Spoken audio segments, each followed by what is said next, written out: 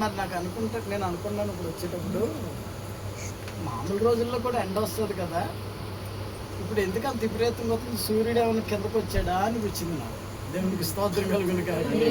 హల్లెలూయా. భయంకరమైన ఎండలు, పిల్లల్ని బయట తిరగనివ్వకండి. వేసవకాలం సెలవులు వస్తున్నాయి, పిల్లల్ని జాగ్రత్తగా కాపాడండి, ఎండ దెబ్బ తగలకుండా. తల్లులు మెయిన్ తల్లులు జాగ్రత్తగా పిల్లల్ని కాపాడండి.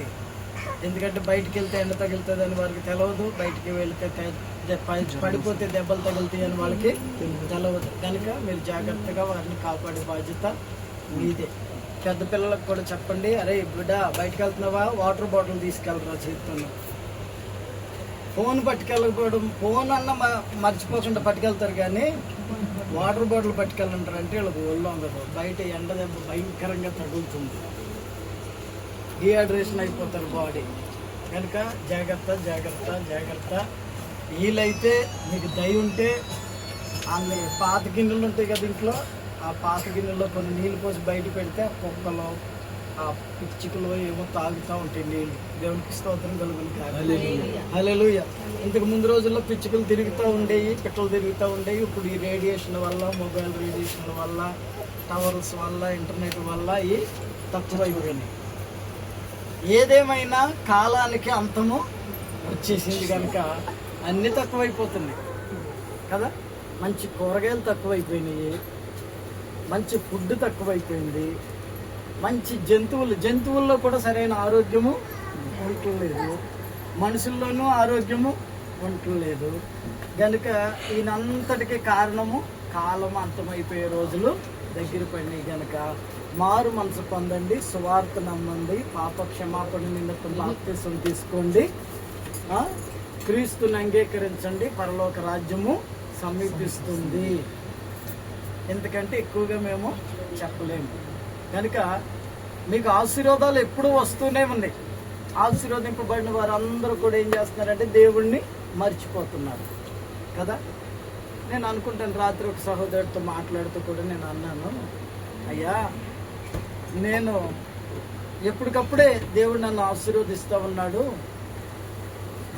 దేవుడు చేసిన మేలు ఏది కూడా మర్చిపోవద్దని దేవుని వాక్యము సెలవిస్తుంది. నా ప్రాణమా సన్నతించుము, నా అంతరంగంలో ఉన్న సమస్తమా ఆయన పరిశుద్ధ నామమును సన్నతించుము, ఆయన చేసిన ఉపకారములు దేనిని మర్చిపోవద్దని చెబుతుంది. కనుక దేవుడు చేసిన ఉపకారాలు జ్ఞాపకం ఉంచుకుని ఎల్లప్పుడూ ఆయనకు కృతజ్ఞతలమై జీవించాలని నేను కోరుకుంటానయ్యా. ఇంకా భయపడుతుంటాను. ఎందుకు భయపడతానంటే శ్రమ వస్తుందోమనో, గ్యాస్ దొరకదోమనో, పెట్రోల్ దొరకదోమనో, ఆహారం దొరకదోమనో భయం కాదు నా భయము. దేవుడు నాకు ఇన్ని మేళ్ళు చేస్తున్నాడు కదా, ఈ విధంగా నన్ను బ్రతికించి నడిపిస్తున్నాడు కదా, ఇంకా ఏమైనా తక్కువ చేస్తున్నానేమో దేవుని సన్నిధిలో అని భయపడతానయ్యా అన్నాడు. దేవునికి స్తోత్రం కలుగును. దేవుడు నాకు చేసిన మేలు, నాకు ఇచ్చిన ఆశీర్వాదానికి సరిపడిగా నేను సేవ చేయగలుగుతున్నానా, ఇంకా ఏమైనా తక్కువ చేస్తున్నానా? దినదినము ఇంకా దేవుడు నన్ను ఆశీర్వదించిన విధానాన్ని జ్ఞాపకం చేసుకుంటూ ఇంకేమన్నా చేయగలుగుతానా దేవుని కొరకని ఆలోచిస్తాను. ఎక్కడ దేవుని పని చేయకోకుండా ఆగిపోతానో అని భయమేస్తుందయ్యా నాకు అన్నాను. రాత్రి ఎన్ని గంటలకు అనుకున్నారు? 1 గంటకి. ఎవరైనా సహోదరులు ఫోన్ చేస్తే ఆ టైంలో దేవుని వాక్యాన్ని బోధించుకుంటూ మాట్లాడుకుంటూ దేవుని విషయాలు మాట్లాడుకుంటూ ఉంటాం. ఇక్కడికి వచ్చేవాళ్ళు ఎలాగో ఫోన్ చేయరనుకోండి, నాకు దేవునికి స్తోత్రం కలుగుతుంది. నేను ఇక్కడికి వచ్చేవాళ్ళు ఖాళీ లేదు కదా, మనం అంతా బిజీ. కాసేపు దేవుని వాక్యాన్ని ధ్యానిద్దామని కానీ, దేవుని సన్నిధిలో గడుపుదామని కానీ, ఇవాళ సెలవు ఉంది, ముందు రోజు 1 గంట ముందు వచ్చేసాం కదా, అన్న దగ్గరికి వెళ్ళి కూర్చుందాం, అన్నతో పాటు తిరుగుదాం, ఎక్కడన్నా ఇంకెవరింటికన్నా దర్శించాల్సి వస్తుందేమో. ఆడవాళ్ళైనా మగవాళ్ళైనా ఇప్పుడు మల్లపూర్ మందిరంలో ఉన్నారు. నేను ఒకరోజు చేయొద్దండి, సేవ చేయగలిగిన వాళ్ళు చేయొద్దండి, ఆడవాళ్ళైనా మగవాళ్ళైనా పర్వాలేదు, ఎప్పుడంటే అప్పుడు మరి దేవుని చేత ప్రేరేపించబడి సేవకు ముందుకు వచ్చేవాళ్ళు చేయొద్దండి అంటే 2-3 ఎత్తారు. ఇప్పుడు వచ్చే నెల 3వ తారీఖు ఆదివారం నేను ఉండను, వాళ్ళకే అప్పచెప్తున్నా సంఘం, మీరు నడిపించండి అమ్మ. వాళ్ళు ఒకళ్ళు వాక్యం చెప్తానన్నారు, ఒకళ్ళు ఆరాధన నడిపిస్తానన్నారు, ఒకళ్ళేమో కీర్తన గ్రంథం చదివి వినిపిస్తామమ్మా, పాటలు పాడిపిస్తానని ఒకళ్ళు 3 బాధ్యత తీసుకున్నారు. దేవునికి స్తోత్రం కలుగును. ఆడవాళ్ళైనా మగవాళ్ళైనా దేవుడు చేసిన మేలుకి మనం ఏం చేయగలుగుతాము? కొత్త ఏం చేయగలుగుతాం? కొత్తగా 100 రూపాయలు కానుకిస్తే సరిపోద్దా? ఒక 1000 రూపాయలు ఇస్తే సరిపోద్దా? నువ్వు లక్షలు లక్షలు లక్షలు లక్షలు ఇచ్చినా సరే. నువ్వు చేయాల్సింది ఏంటో తెలుసా? నువ్వు కొంత సమయాన్ని కేటాయించి దేవుని పని చేయడానికి ముందుకు రావడమే దేవుడికి మనం చేసే ఓ మంచి కార్యం. దేవునికి స్తోత్రం కలుగుతుంది. హల్లెలూయా. హల్లెలూయా. హల్లెలూయా. చదవండి, వాక్యంలోనికి వెళదాం. ఎస్తేరు గ్రంథం 8వ అధ్యాయము 16వ వాక్యం. ఎస్తేరు గ్రంథం 8వ అధ్యాయం 16వ వాక్యం.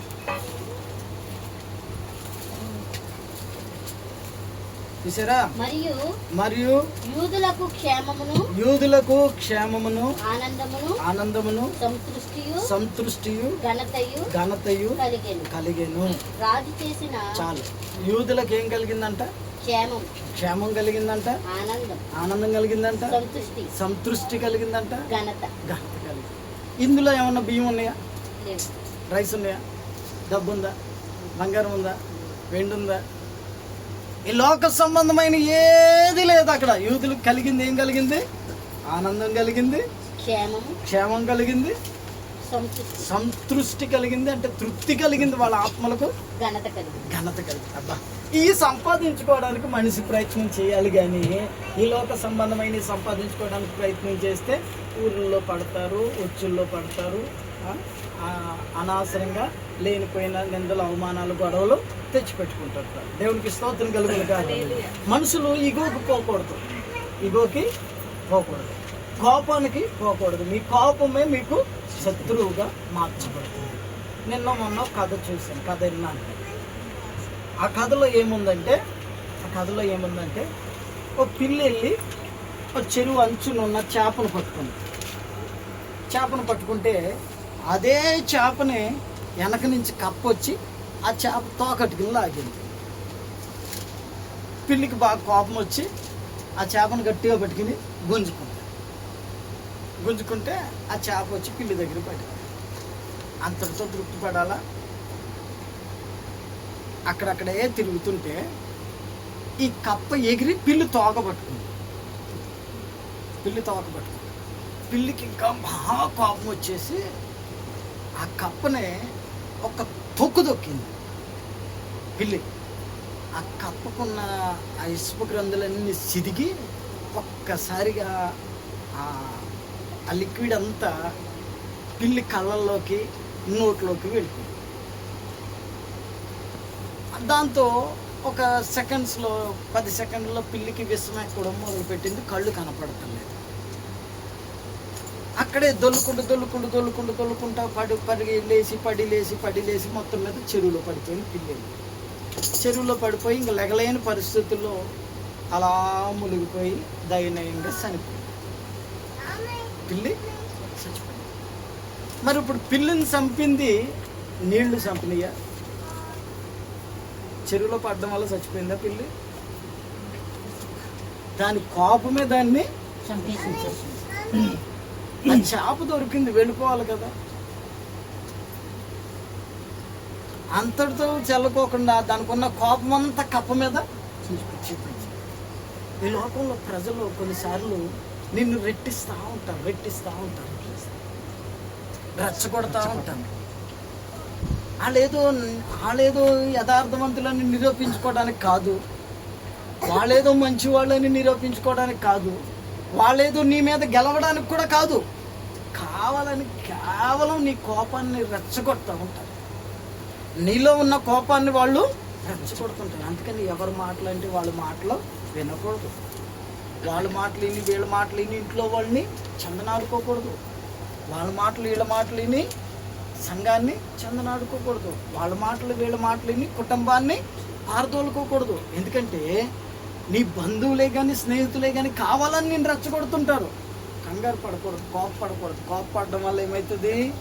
అది నీకు మరణాన్ని తీసుకొస్తుంది. కనుక కొంతమంది చూడండి, భర్త దాన్ని అనగానే కోపపడి ఆత్మహత్య చేసుకుంటారు, చచ్చిపోతారు. ఎవరికి లాసు? ఉన్న జీవితాన్ని మధ్యలోనే పోగొట్టుకుంటున్నాం. పిల్లలు అనాథలు అయిపోతున్నారు, భర్త దిక్కులేనివాడిగా. కోపం వస్తే ఎంతసేపు ఉంటుంది? పిల్లోడికి కోపం వచ్చినా, తల్లికి కోపం వచ్చినా, భర్తకు కోపం వచ్చినా, భార్యకు కోపం వచ్చినా ఎంతసేపు ఉంటుంది కోపం?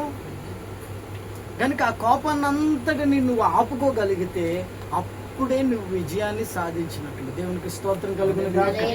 హల్లెలూయా. ఇక్కడ ఇశ్రాయేలు గురించి, యూదుల గురించి దేవుని వాక్యం అంటుంది, యూదుల కంట ఏం కలిగిందంట? క్షేమం కలిగిందంట, ఆనందం కలిగిందంట, సంతోషం కలిగిందంట, ఇంకా తృప్తి కలిగిందంట. ఇందులో మొదటి మాట, దేవుడు చీకట్లో వెలుగిస్తాడు. చీకట్లో వెలుగిస్తాడు. యెషయా గ్రంథం 9వ అధ్యాయము 2వ వచనం. చీకట్లో నడుచు జనులు గొప్ప వెలుగు చూసిరి, అంధకారంలోను మరణ ప్రదేశంలో ఉన్న జనులు గొప్ప వెలుగు చూశారు అని ఉంటుంది. దేవునికి స్తోత్రం కలుగును కాక. ఒకవేళ నీ జీవితంలో చీకటి ఆవరించిందనుకో, చీకటి ఎందుకు వస్తుందండి? కుటుంబంలో చీకటి ఎందుకు వస్తుంది? మనిషి చేయకూడని పనులు చేసినప్పుడు, కోపపడినప్పుడు కుటుంబాన్ని చీకటి అలుముకుంటుంది, ఆవరిస్తుంది.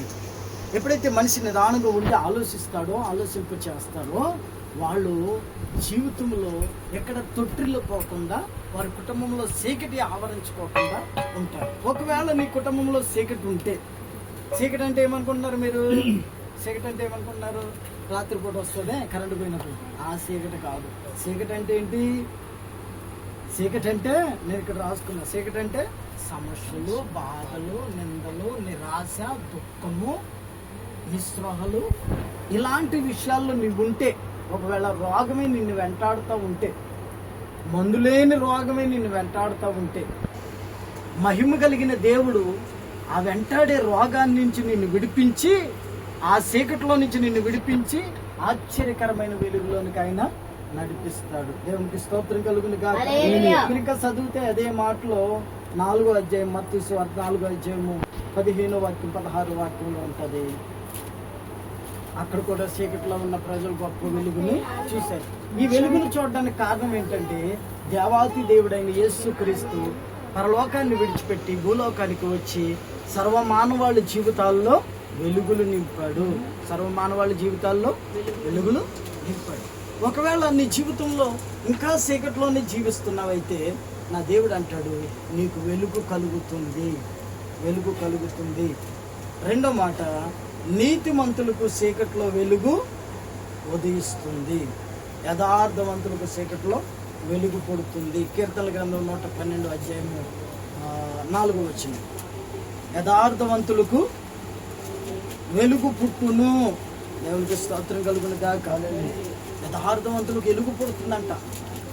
యథార్థంగా నీవు జీవిస్తే, అన్న నేను యథార్థంగా ఉంటున్నాను, నేను చాలా నిక్కర్సుగా, చాలా నిజాయితీగా ఉన్నానన్న, నాకు ఏం లాభం అన్న అని అంటుంటారు కొంతమంది. ఒకవేళ నువ్వు యథార్థంగా కనుక నువ్వు జీవిస్తే, నీ జీవితంలో ఎంత భయంకరమైన చీకటి నిన్ను కమ్ముకున్నా, ఎంత భయంకరమైన బాధలు నిన్ను కమ్ముకున్నా, ఆ బాధల్లో నుంచి నీకు వెలుగు ఉదయిస్తుంది. దేవునికి స్తోత్రం కలుగును గాక.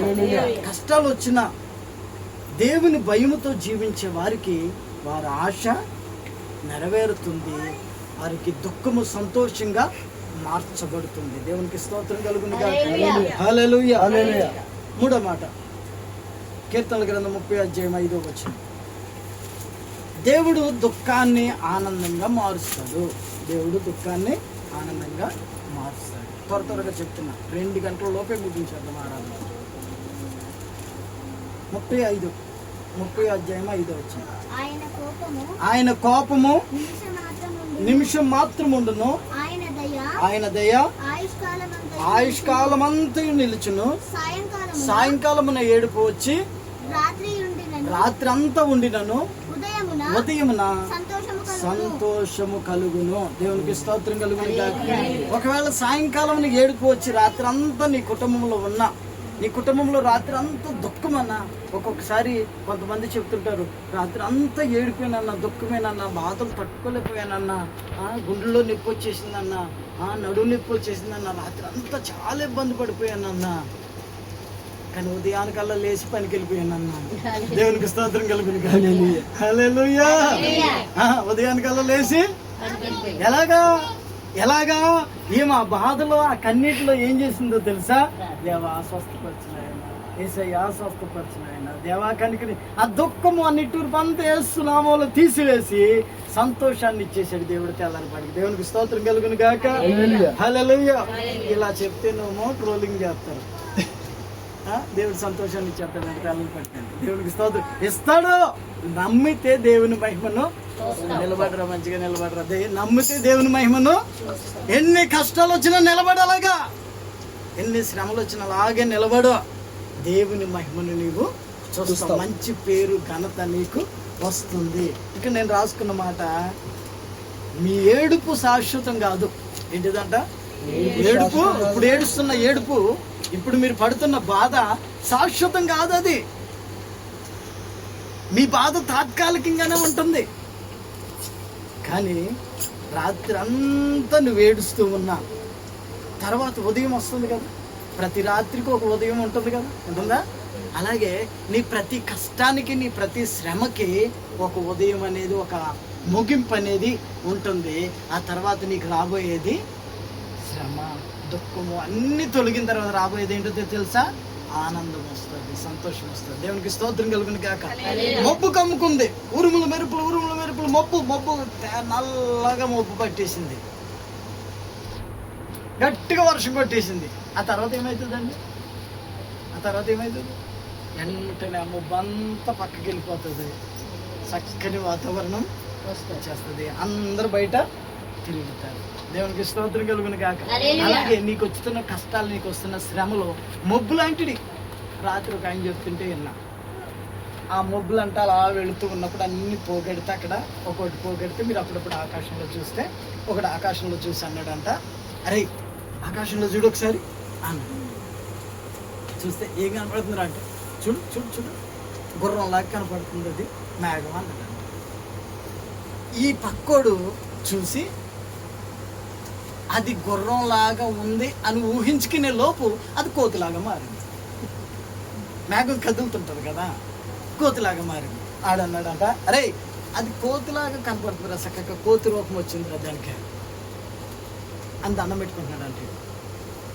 అంతలో ఈడు ముందు గుర్రం అన్నవాడు చూసి అది కోతిలాగా ఉంది అని వాడు మనసులో నిశ్చయించుకుని నిర్ధారించుకునే లోపు అది ఏనుగులాగా మారింది. మేఘం కదా, కదులుతుంటది కదా, అది ఏనుగులాగా. ఈడు అంటాడా, రే ఏనుగులాగా ఉంది అది అంటే మేఘము నిలబడి ఉండకూడదు, మబ్బు నిలబడి కదులుతూనే ఉంటుంది, కదులుతూనే ఉంటుంది. అలాగే నీ శ్రమలు నీ దగ్గరే ఉండవు, నీ కష్టాలు, నీ బాధలు నీ దగ్గరే ఉండవు. అవి వెళ్ళిపోతాయి ఒక రోజున. ఎలా వెళ్ళిపోతాయో తెలుసా? చదవండి. దేవునికి స్తోత్రం కలుగును కాక. నాలుగో మాట ముగించేస్తా. 4వ మాట, దేవుడు నిత్యానందం ఇస్తాడు. 4వ మాట 35వ అధ్యాయం, యెషయా గ్రంథం 35వ అధ్యాయము 10వ వచనం. యెషయా గ్రంథం 35వ అధ్యాయం 10వ వచనం. అప్పుడు యెహోవా నీ వంటి వాడెవడు?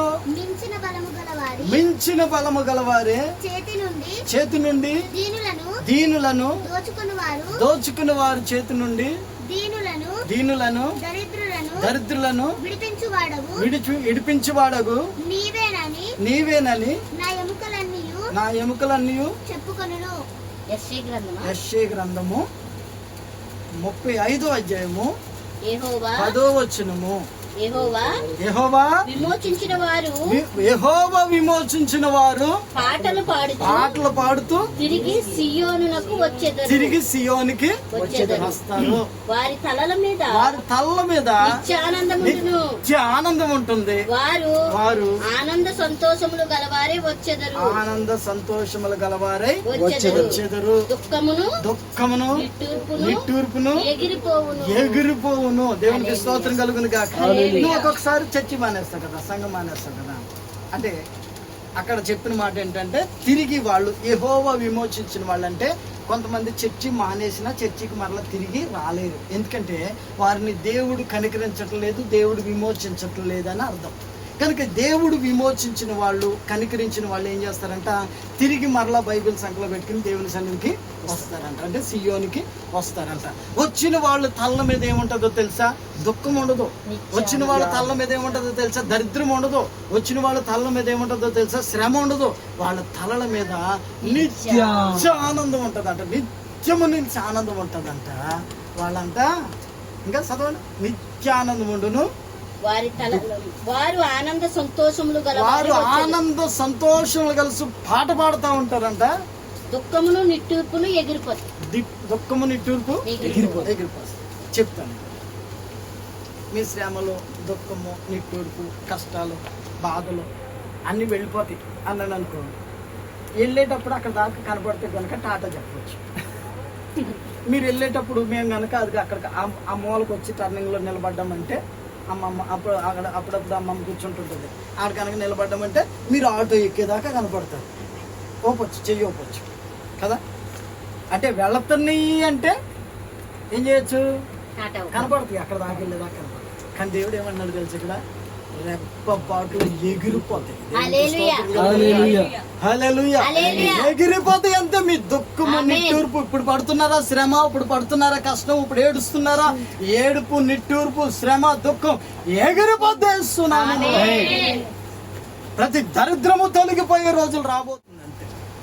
ఏం నడుస్తుంది అందరికీ, క్రైస్తవులందరికీ కొంచెం బ్యాడ్ టైం నడుస్తుంది. తర్వాత ఏమవుతుంది, తర్వాత ఏమవుతుంది, లేచిన వాళ్ళందరూ కూర్చుంటారు, ఎగిరిపోతారు. అంతే. దేవునికి స్తోత్రం. వెళ్ళే వాళ్ళు అయితే కనపడతారు, వీళ్ళు ఏమయ్యారు, ఎగిరిపోయారు, రెప్పపాట్లో ఎగిరిపోయారు. అందుకే వాక్యాన్ని జాగ్రత్తగా ఆలోచించాలి. దేవునికి స్తోత్రం కలుగును. ఇప్పుడు ఒక ఇల్లు ఉంది, ఇంట్లో చీకటి, ఇంట్లో అంతా చీకటి కనిపిస్తుంది, నల్లగా చీకటి కనిపిస్తుంది. గదంతా చీకటి కనిపించినప్పుడు క్యాండిల్ వెలిగించండి. క్యాండిల్ ఎంత ఉంటుంది, చిన్నగా. ఈ క్యాండిల్ వెలిగించిన తర్వాత ఈ గదిలో ఉన్న చీకటి, అమ్మో ఈ పక్కన క్యాండిల్ వెలిగిందిరు అని ఆ మూలకి వెళ్తుందా? అమ్మో ఈ పక్కన క్యాండిల్ వెలిగిందిరు అని ఆ మూలకి వెళ్తుందా? అరే క్యాండిల్ వెలిగిందిరని చీకటి ఇలా మెల్లగా పెళ్లి తరకు నడుస్తూ వెళ్తుందా? ఏం చేస్తుంది, అగ్గిపుల్ల అలా గీయగానే ఎగిరిపోద్ది అంతే చీకటి. దేవునికి అలాగూ ఆ చీకటి ఎగిరిపోయినట్లు, ఆ దుఃఖము నిట్టూరిపోయి ఎగిరిపోయినట్లు మీకు కలుగుచున్న బాధలు, ఇప్పుడు మీరు అనుభవిస్తున్న శ్రమ యేసు నామములో తొలగిపోయి ఎగిరిపోవును గాక. కనుక ఎగిరిపోతుంది, కనబడుతుంది. కనుక మీరు ఏం చేయాలంటే ప్రార్థన చేయాలి. దేవునికి స్తోత్రం కలుగును గాక. దేవుడు తాత్కాలికమైన సంతోషాన్ని మీకు ఇవ్వడం ఏంటిది, తాత్కాలికమైన సంతోషం కోసము ఇప్పుడు ఎంజాయ్ చేయకపోతే ఇంకెప్పుడు ఎంజాయ్ చేస్తాడు పిల్లోడు. ఏంటంట, ఇప్పుడు చేయకపోతే ఇంకెప్పుడు చేస్తాడంటే రేపు పొద్దున్న నడిమి తన్నుతున్నాడు. దేవునికి స్తోత్రం కలుగును గాక. హల్లెలూయా. ఆపో, కొన్ని రోజులు ఆపో, పిల్లల్ని ఆపు, జాగ్రత్తగా ఆపు. ఇప్పుడు ఎంజాయ్ చేయకపోతే ఇంకెప్పుడు చేస్తాడో అంటారు కొంతమంది తల్లిదండ్రులు. ఇప్పుడే బాప్తీసం ఎందుకన్నా, వాడికి ఇంకా చాలా రోజులు టైం ఉంది, తిరిగే టైం ఉంది. ఏడ తిరుగుతాడు, ఆ షాప్లో ఉంటా తిరిగి పోలీసు వాళ్ళ చేత కాళ్ళు చేతులు ఎరగొట్టించుకుని ఆ కేసుల్లో ఈ కేసుల్లో ఇరుక్కుని దరిద్రం అంతా చుట్టుకుని తిరిగి వచ్చిన తర్వాత అప్పుడు అన్న నేను పుట్టినప్పుడు దేవునికి ఇచ్చేద్దాం అనుకున్నాను అన్న, అందుకే గమ్మలు దేవుడు చేయలేదు, నువ్వే చేసావు. నీ కొడుకు కేసులు ఇరుక్కోవడానికి నువ్వే చేసావు, దేవుడు చేయలేదు. దేవునికి స్తోత్రం కలుగును. హల్లెలూయా. ఇప్పుడు కేసుల్లో ఇరుక్కున్న వాళ్ళ కోసం చెప్పేది కాదు నీది, ఇది నిజం.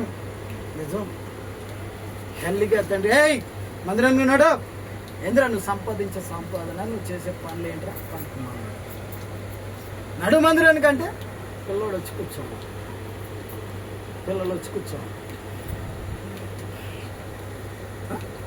సంతకెళ్ళడానికి సంకనెట్టుకుని తీసుకెళ్తావా? అడిగే సంతకెళ్ళడానికి సంకనెట్టుకుని తీసుకెళ్తావు పిల్లల్ని మరి మందిరానికి. స్తోత్రం కలుగును గాక. హల్లెలూయా. ఇది చెప్తున్నాము కోపాలా, కొంచెం తిరిగి ఇప్పుడే వస్తాను అన్నాడు అన్నయ్య. మరి ఇప్పుడే వస్తాను అంటాడు. సాతన్ గడు కదా అదే ఆ పక్కనే నిలబడతాడు. ఇప్పుడే వచ్చేద్దాం రారా అంటాడు. రారా అంటాడు. ఆ పిల్లలు మీరు పోయినసారి చూసినట్టున్నారు కదా, పిల్లలు ఇప్పుడే వచ్చేద్దామని బయలుదేరి రోడ్డు మీదకి వెళ్ళారంట. యాక్సిడెంట్ అయ్యి బస్సు కొడితే ఇక్కడ నుంచి బస్సు ఎక్కి వెళ్ళిపోతే రక్తం కట్టడక పిల్లడు కోమాలోకి వెళ్ళిపోయి ఇప్పటికి హాస్పిటల్లోనే ఉన్నారు. 14-15 లక్షలు ఖర్చు అయినాయి అంట. ఇంకా ట్రీట్మెంట్ స్టార్ట్ అవ్వలేదు. ఎందుకురా నువ్వు సంపాదించి సంపాదన ఎవడకరా? ఇప్పుడే వచ్చేస్తానని బయటికి వెళ్ళి వాడు నమ్మకండి. మీరు బిడ్డ ఆగు, కాసేపు ఆగు, ఒక అరగంట ఆగురు, ఎందుకైనా ఆపండి. దేవునికి స్తోత్రం కలుగును కాక. ఏమంత అర్జెంటు? ఈ తాత్కాలికమైన సంతోషం కాదు మీకు కావాల్సింది. తాత్కాలికమైన ఆనందం కాదు కావాల్సింది. నిజ జీవితంలో మీకు కావాల్సింది శాశ్వతమైన ఆనందం కావాలి. హల్లెలూయా. కష్టపడ్డావేమో, ఇప్పుడు నీ పిల్లల్ని కంట్రోల్ చేసావేమో, నీ పిల్లని కంట్రోల్ చేసావేమో, రేపొద్దున వాళ్ళని చూసి నీవు ఆనందిస్తావు. నా పిల్లలు ఎంత ప్రయోజకులు అయ్యారని సంతోషిస్తావు. దేవునికి స్తోత్రం కలుగును గాక. రేపొద్దు నీ సంఘానికి ఉపయోగపడతారు, నీ కుటుంబానికి ఉపయోగపడతారు, నీ వ్యక్తిగత జీవితంలో వాళ్ళని మంచి పేరు తీసుకొచ్చి పెడతారు నీకు. నాకు అర్థం కాదు వాళ్ళు చేసేది ఏంటి మనకు చేసేది. దేవునికి స్తోత్రం కలుగును గాక. ఏమంత లక్షలు లాస్ వస్తాయి. పోనీ చర్చికి వస్తే, బయటికి వెళ్ళకోకుండా చర్చికి వస్తే లక్షలు లాస్ వస్తాయా? ఆలోచించండి. పోనీ ఆలోచించండి. సురేష్ ఉన్నాడు, పిల్లలు ఉన్నారు, డ్యూటీ మానేసుకున్నాడు, చర్చికి వచ్చి కూర్చున్నాడు. ఎంత లాస్ వచ్చింది సురేష్ నీకు? ఇంకా లాభం వస్తుంది. మన కష్టార్జితం అభివృద్ధిలోకి వస్తుంది. మన చేతి పనులు దీవించబడతాయి. మీరు డ్యూటీలు సెలవులు పెట్టి చర్చికి వస్తే వచ్చే దినాల్లో మీకు అఫీషియల్గా సెలవు ఇచ్చేవాడు ఎవడు ఉండడు. దరిద్రులు అయిపోతున్నారు అందరూ. దేవునికి స్తోత్రం కలుగును గాక. హల్లెలూయా. సెలవు ఇచ్చేవాడు ఎవడు ఉండడు. సెలవు పెట్టుకుని రావాలా. అది నీకున్న ప్రేమ, నీకున్న విశ్వాసం. హల్లెలూయా. ఎక్కడికి పంపించొద్దు మీ పిల్లల్ని. వీలైతే వచ్చేవారు నీ చర్చికి మాత్రమే తీసుకురండి. వాళ్ళ సంపాదన మీకు నిలవ ఉంటుంది. వారితో తన అంబుల పొద నింపుకునేవాడు ధన్యుడు. పిల్లల్ని సన్నిధికి తీసుకొచ్చి వాళ్ళ తెలివితేటలను బట్టి దేవునికి ఉపయోగపడేటట్లు చేసి వారి కష్టార్జితాన్ని అభివృద్ధిలోనికి తెచ్చుకోవడం తల్లిదండ్రుల పని. దేవునికి స్తోత్రం కలుగును కాదు. ఆడపిల్లలైనా మగపిల్లలైనా వాళ్ళ ఇంట్లోదంటే ఎందుకు వింటారు? వినరు. 4 రోజులు తిండి పెట్టడం మానేస్తే ఇంట్లో రూపాయి చేతికి ఇవ్వకుండా ఉంటే ఆ జైల్లో శిక్షించేది, జైల్లోకి వెళ్ళి శిక్ష పొందే కంటే నీ ఇంట్లోనే శిక్ష పొందడం బెటర్ అంటుంది సామెతల గ్రంథం. అంతేనా? నీ కుమారుణ్ణి దెబ్బ కొట్టిన ఎడల వాడు సావడు, కానీ కొట్టని ఎడలు చస్తాడు వాడు. ఎందుకంటే తల్లిదండ్రులు భయం చెప్పరు వాళ్ళని. కనుక వాళ్ళందరూ వెళ్ళి ఎక్కడ కూర్చున్నారు ఇప్పుడు? అది సావుకు రెడీ అయి కూర్చున్నారు. దేవునికి స్తోత్రం కలుగును కాక. నీ కుమారుని చెయ్యెత్తి దెబ్బ కొట్టిన ఎల్లవాడు నీవు కొట్టిన దెబ్బకు చచ్చిపోడు, కానీ నువ్వు కొట్టకపోతే చస్తాడు. ఎందుకంటే ఏ లోక సంబంధమైన ఊరుల్లో చిక్కుకుంటాడు. కనుక ఇక్కడ రాసుకున్న మాట ఏంటంటే, దేవుడు కేవలం తాత్కాలికమైన సంతోషం ఇచ్చేవాడు కాదు, శాశ్వతమైన ఆనందాన్ని ఇస్తాడు. నీ దుఃఖము నిట్టూర్పు ఎగిరిపోయేటట్లు చేస్తాడు. దేవునికి స్తోత్రం కలుగును కాక. ఐదో మాట, దేవుడు ఆనందాన్ని విస్తరింపజేస్తాడు. నీకు ఇచ్చిన ఆనందాన్ని విస్తరింపజేస్తాడు. 9వ అధ్యాయం యెషయా గ్రంథం 3వ వచనం చదవండి, ముగించుకుందాం. 9వ అధ్యాయం యెషయా గ్రంథం 3వ వచనం.